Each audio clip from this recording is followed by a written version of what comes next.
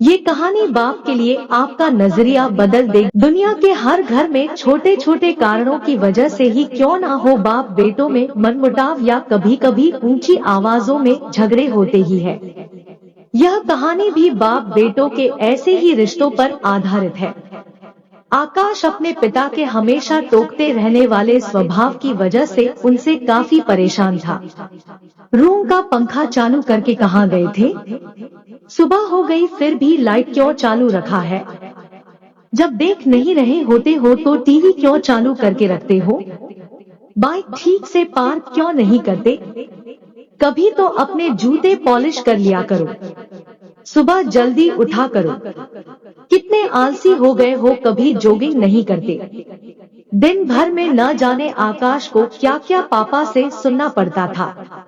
अभी बच्चा थोड़ी हूँ मैं, इतना बड़ा हो गया हूँ। 2 दिन बाद मेरा नौकरी के लिए इंटरव्यू होना है और पापा का बर्ताव किसी छोटे बच्चे जैसा है मेरे साथ।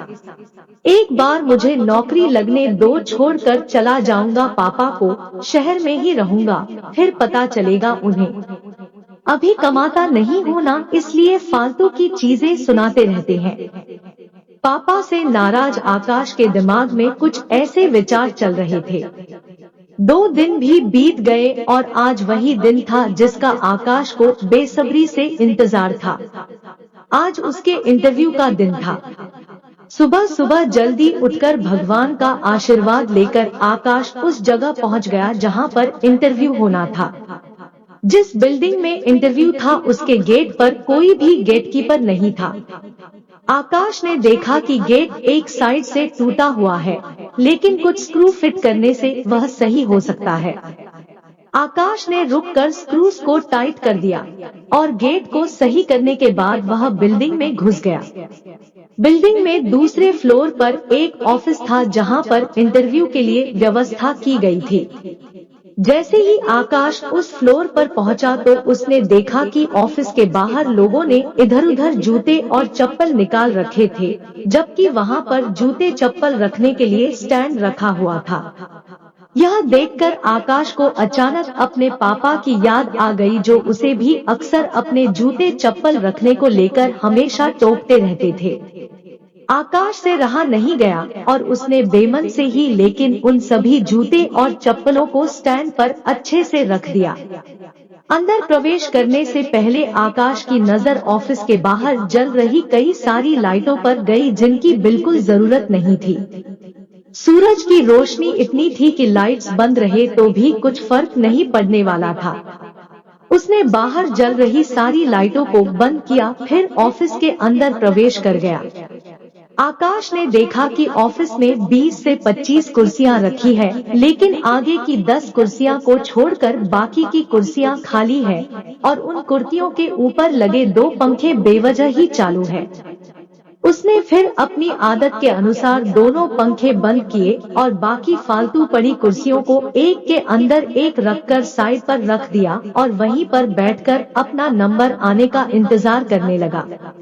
एक के बाद एक सभी कैंडिडेट्स का इंटरव्यू होने के बाद जब आकाश का नंबर आया तो वह थोड़ा सा नर्वस लेकिन निडर होकर इंटरव्यू लेने वाले के पास पहुंचा। इंटरव्यू लेने वाले ने उसे अपने पास रखी कुर्सी पर बैठने के लिए कहा और थोड़ी देर तक दोनों में कुछ भी बातचीत नहीं हुई। फिर इंटरव्यूअर ने आकाश से पूछा, तुम कल से नौकरी ज्वाइन कर सकते हो क्या? आकाश की कुछ समझ में नहीं आ रहा था कि यह उसके नौकरी पक्के होने की कंफर्मेशन है या फिर कोई ट्रिकी सवाल। बाद में इंटरव्यू लेने वाले जब सैलरी और क्या काम करना है ये बताया, तब आकाश को यकीन हुआ कि उसकी जॉब पक्की हो गई है। आकाश बहुत खुश था लेकिन समझ नहीं पा रहा था कि न कोई सवाल न एक्सपीरियंस के बारे में पूछा, फिर कैसे उसे जॉब के लिए फाइनल कर लिया गया। उसके चेहरे का सवालिया एक्सप्रेशन देख इंटरव्यू लेने वाले ने खुद ही कहा, कुछ सवाल और पेपर्स कभी आदमी की काबिलियत नहीं बता पाते। हमने इस बिल्डिंग में प्रवेश करने से लेकर प्रतीक्षा कक्ष तक कुछ अव्यवस्थाएं सेट करके रखी थी। वही आप सभी के लिए परीक्षा थी। हमने सीसीटीवी पर देखा कि आने वाले सभी कैंडिडेट्स में आप ही एक अकेले ऐसे थे जिन्होंने गेट के स्क्रू ठीक करने से लेकर बेवजह चल रहे बल्ब और पंखे बंद किए।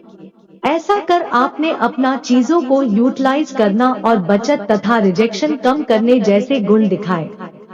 आगे बढ़कर आपने बूट और चप्पल और कुर्सियां ठीक करके दिखा दिया कि आप अपने काम के लिए कितने वफादार हो सकते हैं और किस हद तक जा सकते हैं।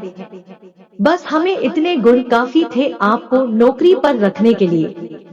पूरी बात समझ में आने पर आकाश को फिर से अपने पापा याद आए और याद आई उनकी कही हर बात, लेकिन इस बार उसके मन में कड़वाहट नहीं थी क्योंकि उसे आज समझ में आया था कि पापा ने उसके लिए उसी मूर्तिकार का किरदार निभाया था जो अपनी मूर्ति को सुंदर और कीमती बनाने के लिए उस पर कितनी बार छिन्नी और हथौड़ी चलाता है।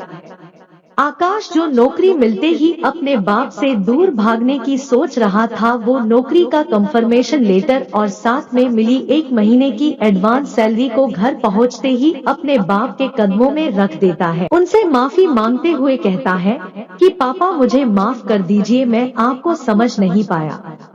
अपने बेटे के लिए आंखों में खुशी और गर्व के आंसुओं के साथ पापा आकाश को गले से लगा लेते हैं और उसके सिर पर प्यार से हाथ फेरते हुए उसे आशीर्वाद देते हैं। दोस्तों, जब भी आपके पेरेंट्स आपको कुछ कहे तो उसके पीछे का कारण जरूर जानने की कोशिश करना। कभी डांटे या टोके तो उसके पीछे के सद्भाव को समझने को कोशिश करना।